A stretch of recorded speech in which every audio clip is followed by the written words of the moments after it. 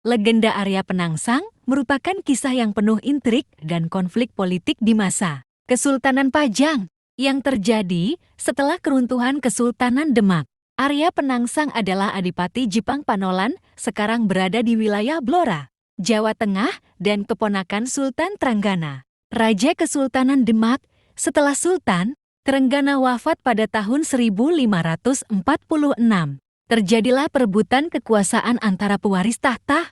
Arya Penangsang merasa berhak atas tahta karena ia adalah keturunan langsung dari Pangeran Sekar Sedalepen, kakak Sultan Trenggana yang dibunuh dalam konflik sebelumnya. Namun, tahta justru jatuh ke tangan Jaka Tingkir Sultan Hadiwijaya yang memindahkan pusat pemerintahan ke Pajang. Arya Penangsang dianggap sebagai tokoh yang ambisius dan tidak mau tunduk pada pemerintahan Sultan Hadiwijaya. Ia berusaha merebut kembali tahta dengan melancarkan pemberontakan. Salah satu tindakan Arya Penangsang yang terkenal adalah pembunuhan Sunan Prawoto, putra Sultan Trenggana yang ia anggap sebagai saingannya. Pembunuhan ini dilakukan melalui bantuan prajurit kepercayaannya, Rangkut. Tindakan Arya Penangsang tersebut memicu kemarahan Sultan Hadiwijaya yang akhirnya memerintahkan Ki Ageng Pemanahan dan Danang Sutawijaya, kelak dikenal sebagai Panembahan Senapati, pendiri Mataram Islam,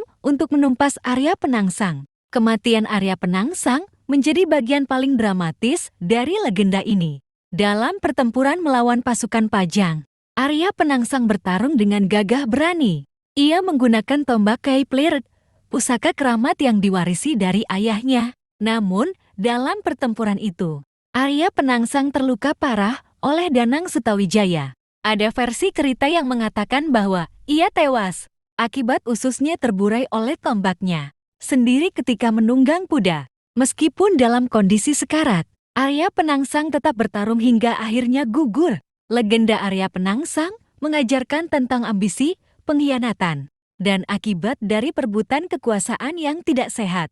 Meskipun ia sering digambarkan sebagai pengkhianat dan pemberontak, Arya Penangsang juga dihormati sebagai sosok yang gagah berani dan memiliki kesetiaan terhadap apa yang ia anggap benar. Legenda ini juga menggambarkan dinamika politik di Jawa pada masa itu, di mana konflik antar keluarga dan perebutan kekuasaan seringkali menjadi penyebab runtuhnya pemerintahan.